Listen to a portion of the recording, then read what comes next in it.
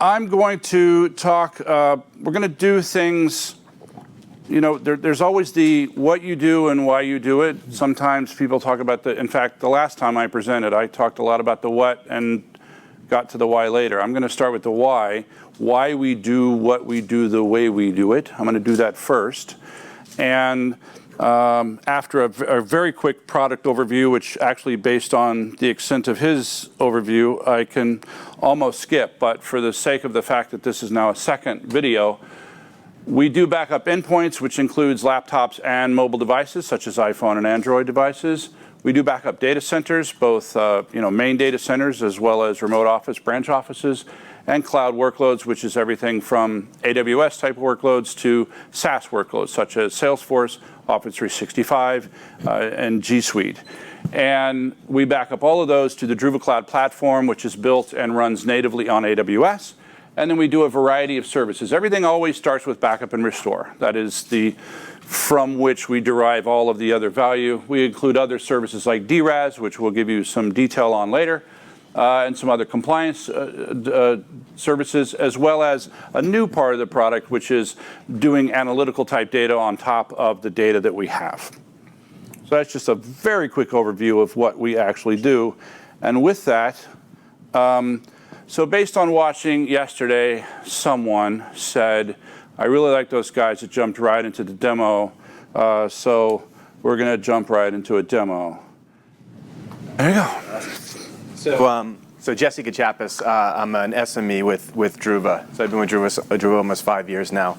So I've been part of kind of our growth and movement into different segments of the market. Kind of started in endpoints again, and then went into the data center and into the cloud world as well from a source data protection standpoint. So what I wanted to show you is just a brief overview of the console, because this is kind of the heart of everything that we do within our solution, right? And the thing to take away here is that everything that you're seeing here is a service that our customers just can sign up for, right? There's zero infrastructure on there, and that they need to acquire to consume any of this, right? So it's if I have an Office 365 environment, it's as simple as just enabling the license on our side and then doing an API connection from Office 365 to us. In about 2 minutes, we have the ability to start ingesting, Exchange Online, OneDrive data, and SharePoint Online data. Oh, sorry. And then things like from an on-premises infrastructure standpoint, say a VMware environment, you can simply download our virtual proxy, deploy it against vCenter, and start backing up VMs within 5 to 10 minutes, right? Really, really simple to start using the solution. On the back end, our job is to make sure that environment's ready and scalable and ready to go, right? And then we charge you based on what you consume within the solution. So we're very use case driven when it comes to these things, right? Where customer has any one of those use cases, they can just go ahead and start leveraging it. And kind of what Jasper played into the cross-sell part of this is that a lot of our customers start with endpoints, and then they say, hey, we want to start moving some of these backups to the cloud as well. We'll start using that solution and start going. So very, very easy for us to move into it. But this is a bird's eye view into the entire environment. So you're seeing the three services on the left-hand side, InSync being the endpoints, Phoenix being the infrastructure side, and then Cloud Ranger, which is for native AWS workloads, so EDS, Redshift, EC2, Redshift, and RDS. And then based on whatever you're subscribed to, that's what you're gonna you'd be able to log into. There's a whole RBAC system behind this as well, so administrators could just have access to those specific workloads that they have access to. So the end user group would have access to the InSync stuff, the endpoints, and the infrastructure. Folks could have access to Phoenix, and then if you wanted the AWS team to have access to Cloud Ranger. On this end, we got our cloud status, so everything that we do is offered in 15 regions around the world, including the US GovCloud. So regardless of where a customer physically has their data, where they're, from a compliance standpoint, need to keep the data, we can pretty much meet any requirement there. You simply tell us which regions you need, and we spin it up, and it's ready to go for you. The licensing is the same across the entire globe, right? So the consumption licensing, it doesn't matter where it is. It's shared throughout it. So we give you a status on how our cloud's looking. So generally you're going to see a lot of green there. We give you an overall storage growth. So again, this is looking at all your storage resources and how much we're protecting and how much it's growing. You're going to see up here. And then just a breakdown of data sources by the source itself. So devices, cloud applications, virtual servers, and so on. And then if I wanted to... screw up our back. Everybody cool with that acronym? Yeah. Okay. Sorry. So if I wanted to drill down a little bit more, so I'm just going to go into the Phoenix environment here.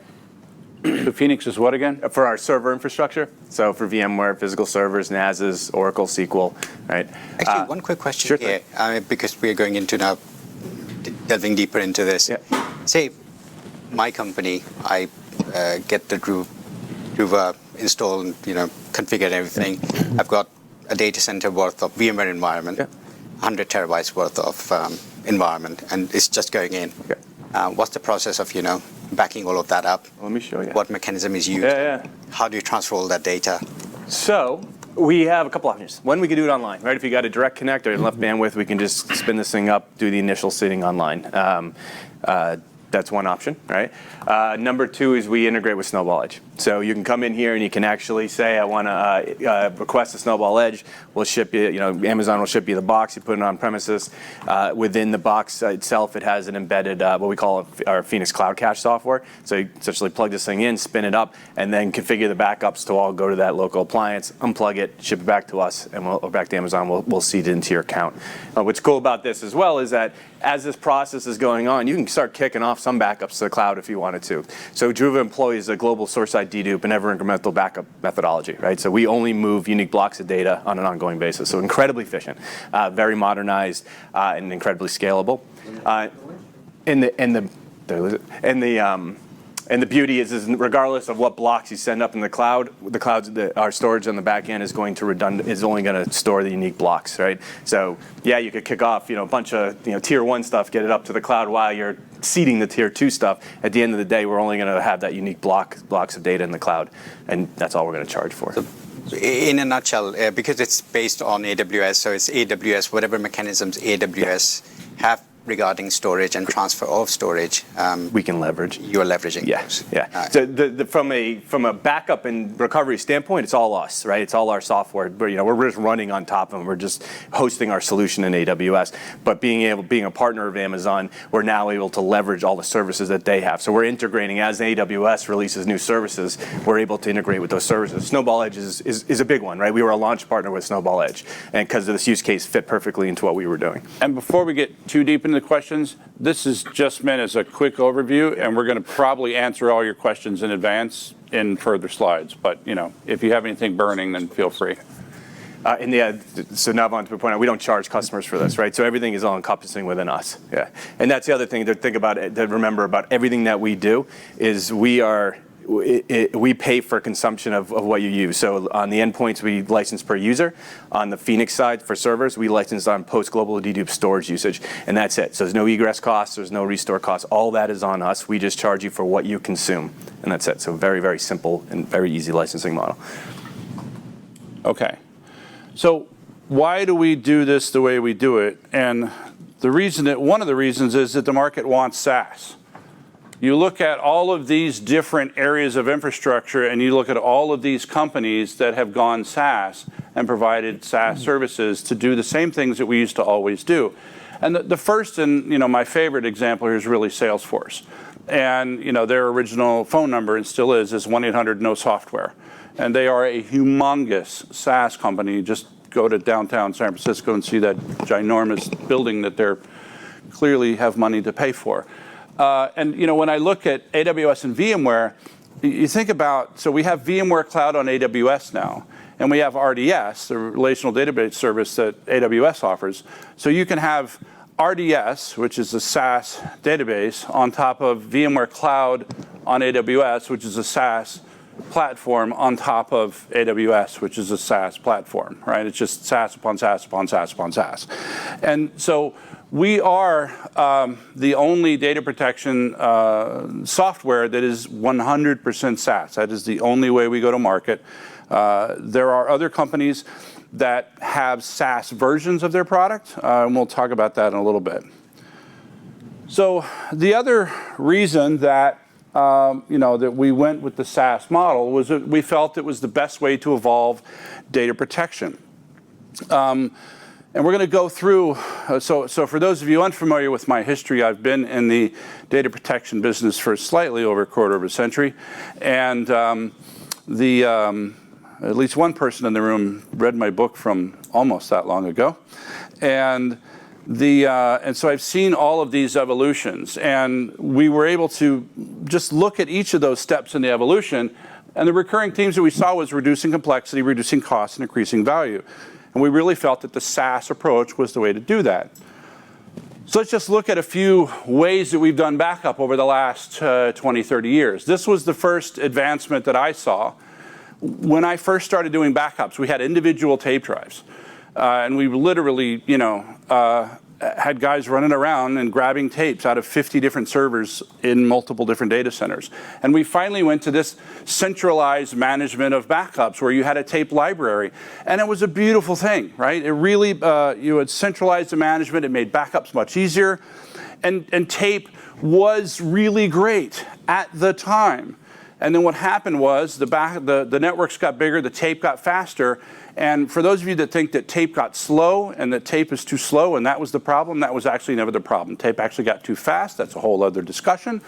But basically tape, there was this mismatch between tape and disk, right? And so basically the tape, which was backup's best friend, became backup's worst enemy. And so what happened was the configuration of backup systems got very complex. I built an entire career out of reconfiguring, NetBackup, Commvault, Networker, all of those guys, because it got so complex.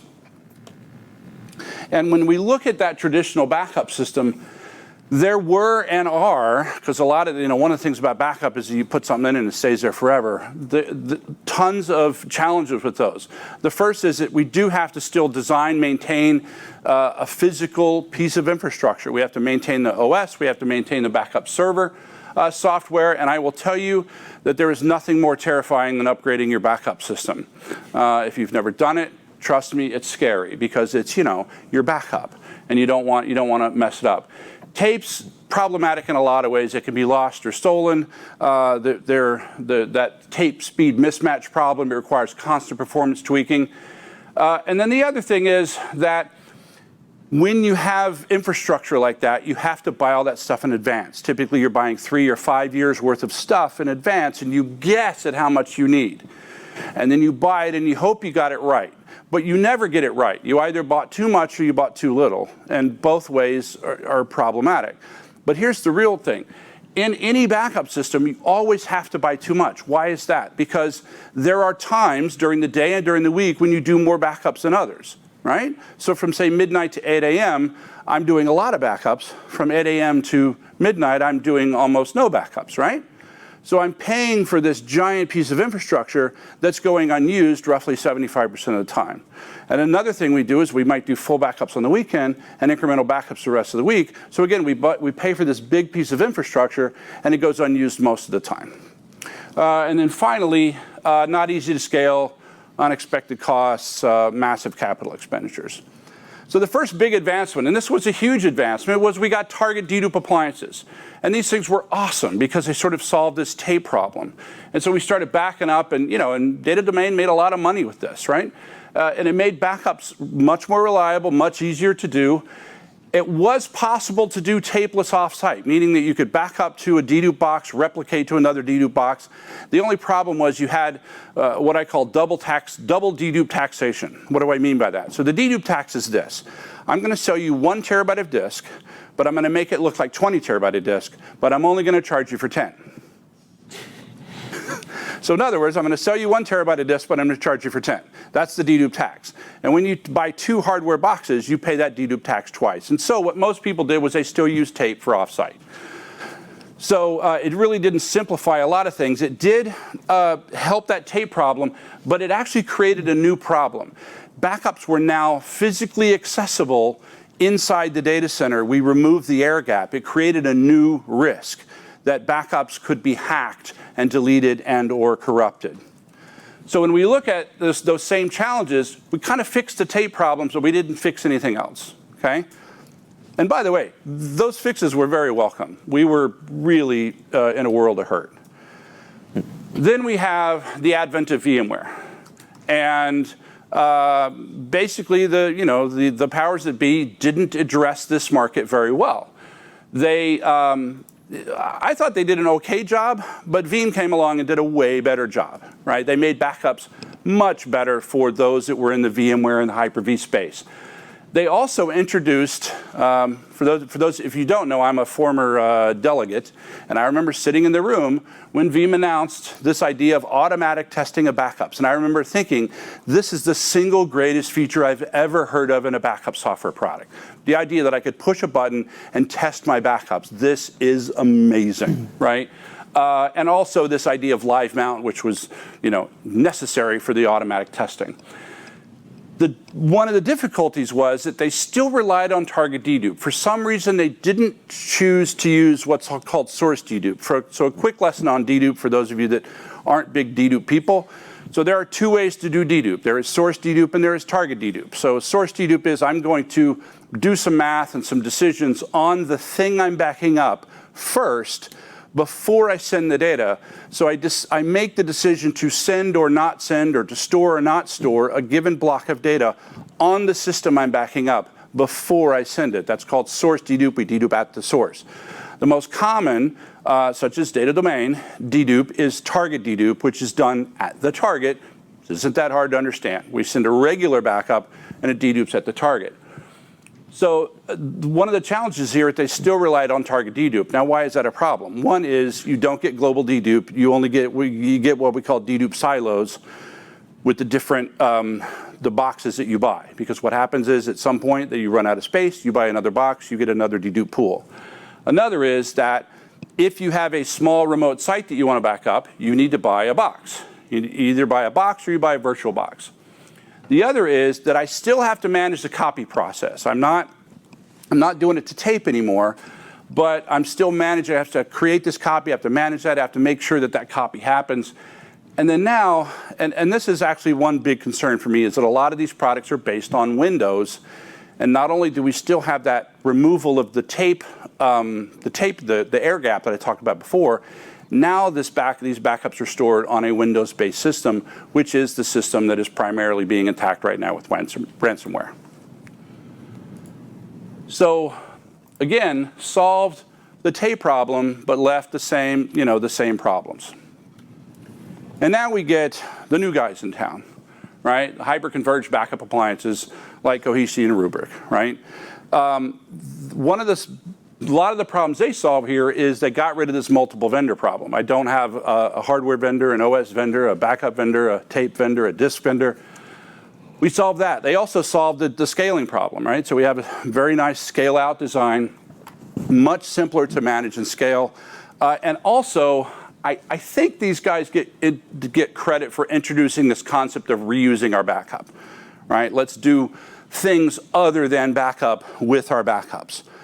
The challenge that I see is that you're still managing and upgrading hardware, you're still managing the OS and the application, and again, you still have to manage the copy process. It's easier, still way easier than before, but you're still managing that process. And it is a hardware-centric approach whereas a lot of people are actually moving towards the cloud, right? Now, back 6-7 years ago, when we made a big jump to the cloud, we were definitely the outliers. We're skating where the puck is going and really hoping the puck shows up. Well, I think at this point the puck is definitely skating in that direction. Pucks don't skate. I really screwed up that analogy. But, and then also they still use target dedupe. So the dedupe happens in the systems themselves rather than at the client, which again still requires a local appliance. So they get credit for solving a lot of stuff, right? So we don't have to manage the multiple vendors, much easier to scale, much more expected costs, but you still have these massive capital stuff. So the question is, when we look at all of those different advancements, we asked ourselves, what do people want? Do they want a nicer, newer car to drive and maintain? And I think, when I compare us to, the other guys, I'm like, they have a really nice car, right? Tesla, beautiful car, automatic driving. I mean, I would really like to have a Tesla. Can't afford a Tesla, but I would really like to have a Tesla. Or do they just need to get somewhere? And so our model was, I think people want their backups to just work. They don't want to have to maintain the systems, and they just want the backups to happen. And so that's why what we thought was the best way to do this was a service. So Druva, I like to say that we are to backups what Salesforce was to CRM, what Office 365 and G Suite were to email. You look at, you think about when you use Office 365 or you use G Suite. There's an awful lot of technology that happens behind the scenes. You don't have to do any of it. Same thing with Salesforce. If you decide tomorrow, you got a Salesforce account, and you decide tomorrow to upload 10 million leads into Salesforce, there's an awful lot of stuff that's going to happen behind the scenes to make that happen. You don't have to do it, and that's exactly the way things work with us. It's simpler, faster, and cheaper. We'll talk about later how we've been able to do it less expensive than the other guys. And it's a true SaaS model. There is nothing to maintain, literally nothing to maintain. And this is another thing that I don't think we talk enough about, and that is when you have a SaaS model. Well, let me talk about the way sort of traditional software is. Our relatively new chief product officer, Mike Palmer, came over from Veritas. And he talked about when he was at Veritas, one of the frustrating things being at a traditional ISV is that when you come out with a new product, a new feature, it takes about 18 months before that feature is used in the field. Here, we come out with a new feature on Tuesday, and it's used on Tuesday. We literally, our hardest part is just letting 4,000 customers know that this new feature is available, and they literally can start using it immediately. Then this next part, I think that's really a big part of our message, and that is that backup is globally deduped at the source and then stored in the cloud. Let me talk about that, what that means is. So again, I've spent a lot of time with a lot of other dedupe products, and they all have some number where they stop, right? So it'll be like, it might be 100 terabytes. I know one product that's 100. I don't want to pick on any one product, but I know one product that's 100 terabytes. I know another product that's a petabyte. When you hit that number, whatever that number is, you buy another one. And you end up with a dedupe pool, another dedupe pool. When you have another dedupe pool, you get duplication, which increases your cost. To my knowledge, we are the only product that can globally dedupe any amount of data. And when I say any amount of data, we have multiple customers that have double digits of petabytes stored in our cloud, globally deduplicating. We'll get to the secret behind that sauce later, but I'll give you the short answer, and that is DynamoDB. For those of you that know what DynamoDB is, that is definitely the secret behind that. Then the next thing is, and not everybody does this either, we store, all data is encrypted in transit and encrypted when it's stored, and it is separated from metadata. So data is stored in S3, metadata is stored in DynamoDB. So even if you were able to somehow get access to all of the little tiny blocks and get some out, you wouldn't be able to reassemble them into any sort of cohesive unit because you wouldn't have the metadata, which is in a completely different system, okay? And then you might have wondered when I was talking before how that with all the other systems, you're managing copies. This is why. With our system, because we're writing on top of AWS, every single block that we put in AWS is automatically copied to 3 separate locations. We have unlimited scale out. We also have unlimited scale up with an asterisk, and that is, physics, right? So at some point, and I don't know what that point is for you or a given customer, but at some point, there will be too much data in a single place for us to use our magic to get the data up and down, right? We have lots of things to make that number get a lot bigger than you might think. In fact, it's a lot bigger. I will tell you that when I first talked and looked at Druva, this was my number one objection. I didn't, I understand the basics of physics and have spent an entire career basically battling physics, and you can't really get around them, right? So we can scale to a point within a data center. At some point, I live in San Diego, it's biotech land. I know companies that are creating an exabyte of data on a weekend. That's not our customer, right? At some point, our model will break, and we understand that. But that is a tiny fraction of the market, and the rest of the market is really suited very well for us. Actually, before you go ahead, you mentioned Sure. that the data is stored on S3. Do Yes. you use, I am assuming yes, but do you use the tiering features of S3 Yes. transparently to the user, or is something that the user must can? Yeah, so regarding the tiered features of S3, it is an optional feature that we do offer to customers, and it does have a price aspect to it. Yes, of right? course. So if we tier it to a less expensive tier, it will happen automatically. They would set a number and a time and that sort of So stuff. I'm assuming that the cost is, the licensing is subscription based. So if a customer decides to offload to Glacier Correct. The cold data, they will have a discount on the Correct. stuff. Okay. Cool. Correct. And then finally, this is an opinion, but it's one I'm fine stating and backing up, and that is, I think, obviously we think, and I agree with this, that the cloud is the best place to do this idea of creating additional data from the data, right? Additional value, right? So if you're going to run analytics, if you're going to run other stuff, especially if it's a transient workload, the cloud is the best place to do that because, A, there's tons of services that are already available to access and do that stuff that you can just leverage on a per use case basis, as opposed to doing that in your data center where you would have to have a bunch of additional compute capacity that would go unused most of the time, right? So I think the cloud is the way to do that, and the way our competitors have to do is they have to copy your data up to the cloud if you want to do that. In our case, the data is already in the cloud. So just going back to that same thing, we addressed all of those issues, right? So there's no backup server for you to maintain. You never have to upgrade the backup software. You never have to deal with tape. You never have to configure any VMs or storage. There's no hardware that's bought in advance. The way we do sell, specifically when you look at Phoenix, the way we do sell it is we sell it typically a year in advance, and you buy a number of credits based on what we think you're going to store in S3, and we credit against that each month based on what you actually ended up storing. At the end of the year, we either guessed over or guessed under, and things that if we guessed under, it rolls over into the new year, and so on, right? And if we guessed over, if we guessed over, then we just renew your contract early, right?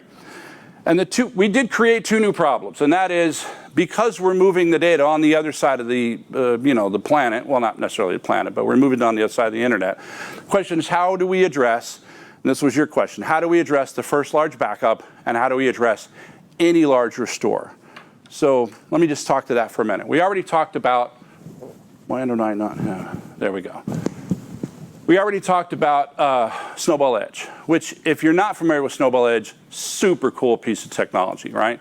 And what I like best about it is that it ships like this. It doesn't go in a box. It ships just like this. And this is the shipping label. You know what that is? It's a Kindle Paperwhite.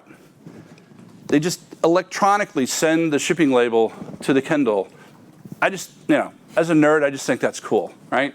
And so what happens is, and you've already seen it in the GUI, the customer just says, I need a certain number of gigabytes. And basically each Snowball Edge can handle about 80 terabytes.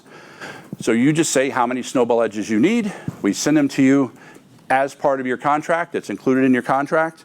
And you back up to that, ship it back, as Jesse already talked about. And then it gets uploaded.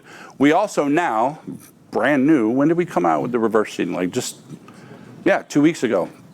So we now support reverse seeding, which is basically the opposite of what I just described. So there are other ways that we have where we can deal with fast restores, but if you don't want to use any of those ways, and you just want to, on demand, use Snowball Edge, we can ship you a box with your data restored, and then you restore it locally from that. So Curtis, what's the service level around that reverse seeding, which is incredibly cool? Yeah. How long is it going to take after a request before it comes back? That is a great question that I'm going to see if anybody has the answer to.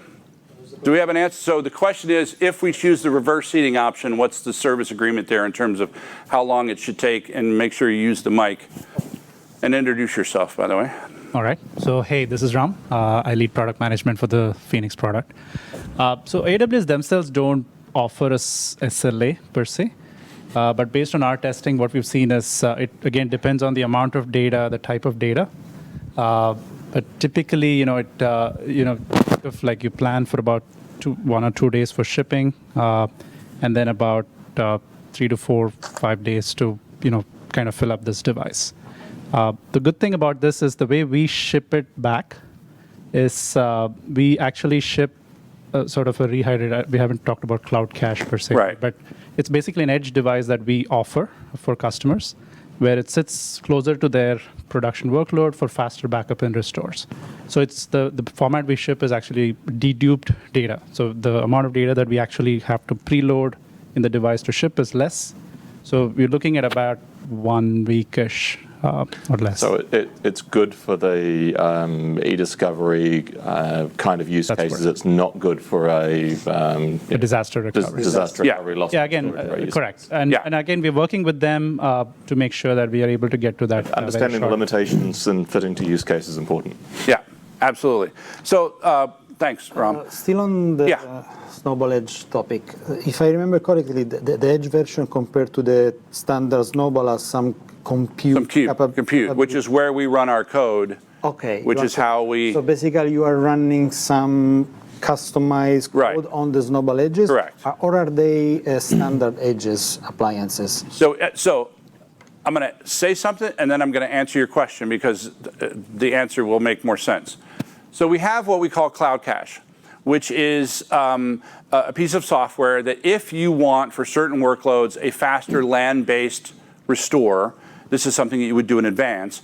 You load that on a system of your choice, and that basically becomes a local cache. And I want to emphasize, it literally is just a cache. If it dies, nothing bad happens. Backups and restores continue to work. They just won't come off of that cache, right? So basically, when ask your question again, now that I've said that. Oh, yes, the software, yes. So basically, the software is very similar to this Cloud Cache software. It's our software that is specifically designed to do this job. Yeah, but Amazon installs this software on It's all automated, yes. On your behalf? Yes. So, because you have a synergy. So correct. Go ahead. The ordering part for this is not via Amazon's or Snowball Edge ordering. You have to order it from the Druva console because they will ship it with the Druva. Oh, he doesn't have a mic. Yeah. Turn your mic on. Oh, turn your mic on. Should I repeat? Go ahead, yes. Yeah. So the ordering path for a Snowball Edge device, if preloaded with the Druva software, is from our console, because then we can control that entire, loading it with our software, shipping you, and then loading it back in our format, rather than from Snowball Edge's usual ordering path. Yeah, so basically magic. All right. And then finally, I think if there is actually a workload that you're concerned for critical restore, you should be looking at our DRAS offering, which Nav will be going into later, okay? And check out my new podcast, which I've already told everybody in the room, but for those out there, I literally, by the way, Prasanna, wave to the camera, that's Prasanna over there. And Prasanna's my co-host, and we just came out with the podcast, literally launched it today. It's on all of the, all the podcast things. So check that out.